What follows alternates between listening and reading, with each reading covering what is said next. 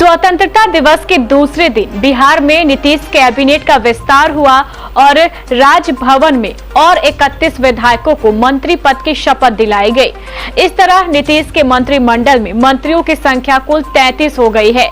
गौरतलब है कि मुख्यमंत्री नीतीश कुमार और उप मुख्यमंत्री तेजस्वी यादव पहले ही शपथ ले चुके हैं। कैबिनेट विस्तार में आरजेडी और यादवों का दबदबा देखने को मिला। वहीं ओबीसी, ईबीसी के साथ मुस्लिमों को भी ज्यादा प्रतिनिधित्व दिया गया, जबकि अग्रणी जातियों से पिछली बार की तुलना में कम मंत्री बनाए गए हैं।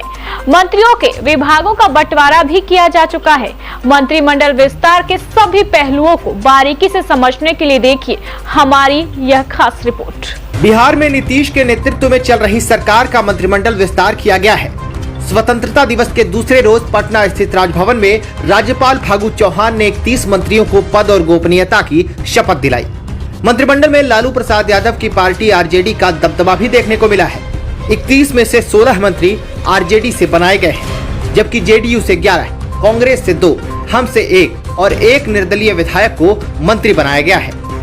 लालू प्रसाद यादव के बड़े बेटे तेज प्रताप यादव शपथ लेने वाले पहले 5 विधायकों में शामिल रहे। माना जा रहा है कि महागठबंधन की नई सरकार में सामाजिक समीकरण को ध्यान में रखकर मंत्री बनाए गए हैं।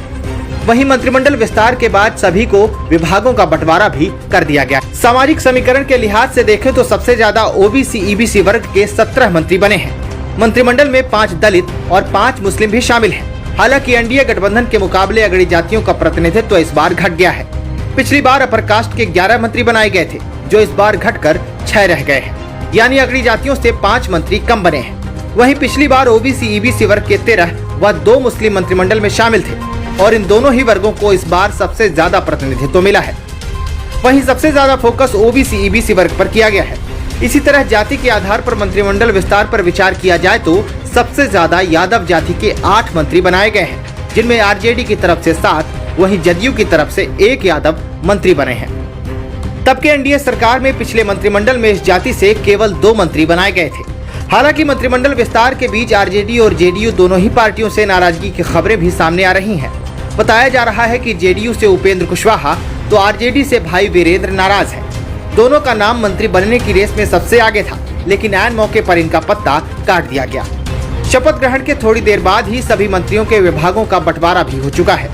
मुख्यमंत्री नीतीश कुमार ने अपने पास गृह, सामान्य प्रशासन समेत 5 विभाग रखे हैं। वहीं तेजस्वी के पास स्वास्थ्य, पथ निर्माण, नगर विकास और ग्रामीण कार्य का जिम्मा मिला है।